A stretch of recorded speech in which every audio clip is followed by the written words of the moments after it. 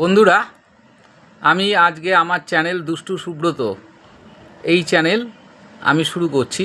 আমি এই ব্যাপারে নতুন, তাই আশা করি আপনাদের সহযোগিতা ভালোবাসা আমি অবশ্যই পাব। আমি মূলত রিলিজিয়াস অর্থাৎ ধার্মিক বিষয়ে ঠাকুর দেবতা নিয়েই আমি আমার এই চ্যানেলে নিবেদন করব। এবং আজকে আমার প্রথম যে নিবেদন, সেই নিবেদনটা হচ্ছে দক্ষিণেশ্বরের মন্দির।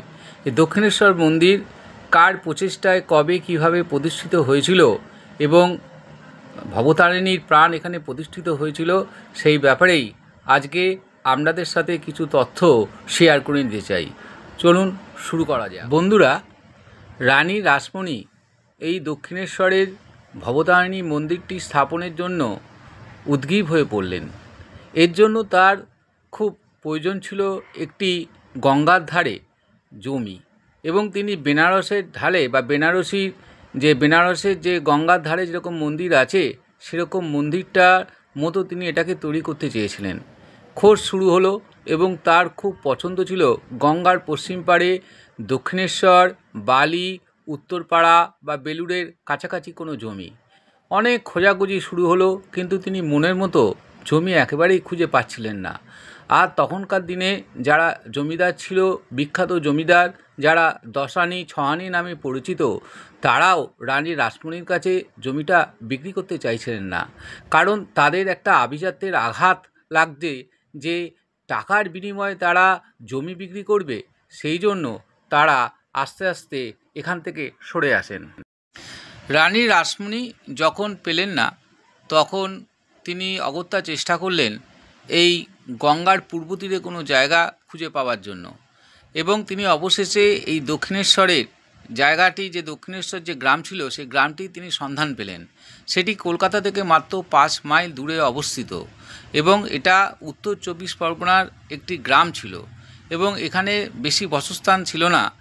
তবে বেশ কিছু হিন্দু এবং মুসলিম এখানে বসবাস করত, এবং মুসলিমরা এখানে বসবাস করায় এখানে প্রচুর দরগা বা মাজার এখানে উপস্থিত ছিল। তাই তিনি ভাবলেন যে কিভাবে এই জায়গাটাকে সুন্দর মায়ের পীঠস্থান হিসাবে, মন্দির হিসাবে গড়ে তোলা যায়।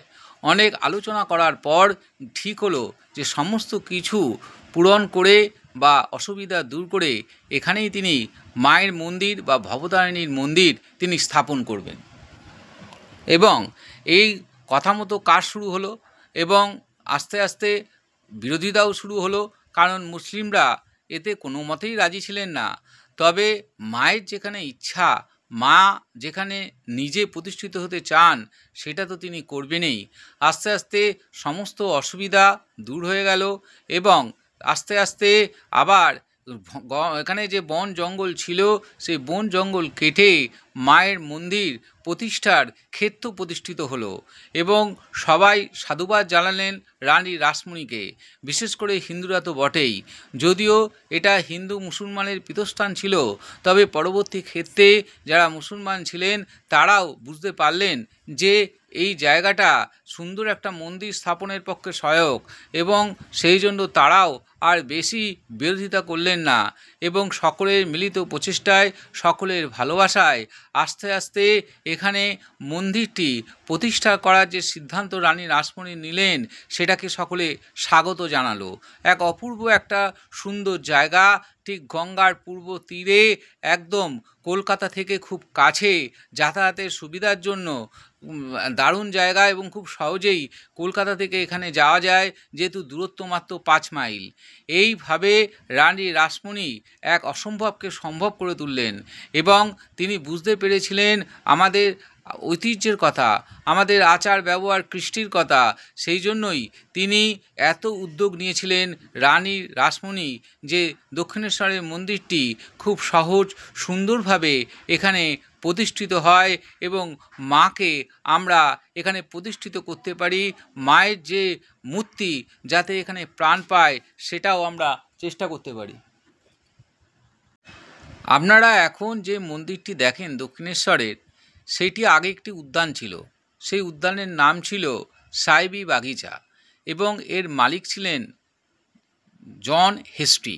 তিনি ছিলেন একজন ব্রিটিশ নাগরিক, এবং একবার তিনি যখন ব্যবসার কাজে বাইরে যাচ্ছিলেন, তখন তার হৃদরোগে তিনি আক্রান্ত হন এবং তারপর রানী রাসমণি ব্রিটিশদের কাছ থেকে 42,500 টাকায় এই মন্দিরটি তৈরি করেন।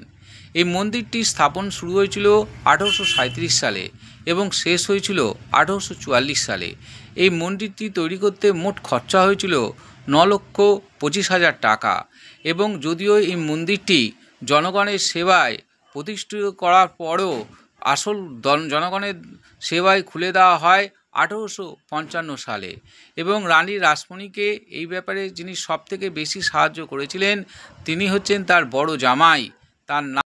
এই মন্দিরটির মোট আয়তন 150 বর্গফুটের সামান্য বেশি এবং এই মন্দিরটির 9টি চূড়া রয়েছে এবং এর উচ্চতা হচ্ছে 100 ফিটেরও বেশি এবং এই মন্দিরের ভেতর মা ভবতারিণী কালী পূজিত হন এবং তিনি মহাদেবের বুকের ওপর পদার্পণ করে রয়েছেন, যা তার শক্তি, তার অহংকার, তার ভালোবাসার প্রতীক এবং লোকেদের মনে বিশ্বাস আছে যে মা ভবতারিণীর সকলের অকল্যাণ দূর করে মানুষের মঙ্গল করেন এবং তিনি হচ্ছেন সত্যিই খুব জাগ্রত। রানী রাসমণির মৃত্যুর পর এই মন্দিরের পরিচালনার ভার তার উত্তরসূরিদের দেয়া হয়।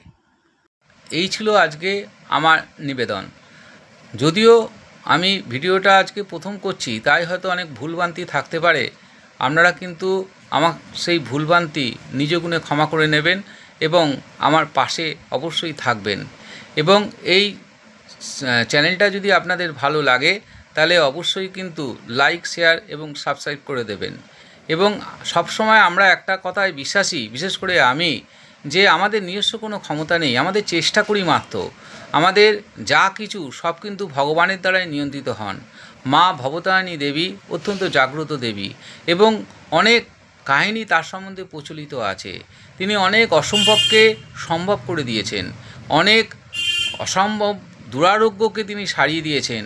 প্রচুর মানুষ আছে যারা বিভিন্ন সমস্যায় জর্জরিত হয়েছিলেন, তারা এই মন্দিরে গিয়ে মায়ের কাছে একবার শুধু তাদের সমস্যার কথা বলেছেন এবং তার ফল তারা অচিরেই পেয়েছেন। সেই জন্য আসুন আমরা সবাই মিলে মা ভবতারিণীর নাম করি, তার জয়গান করি। আশা করি আমাদের যা সকল সমস্যা, যার যার সমস্যা, সব সমস্যা দূর হয়ে যাবেন। তাহলে আবার পরের ভিডিওতে দেখা হচ্ছে, ততক্ষণ আসছি, নমস্কার।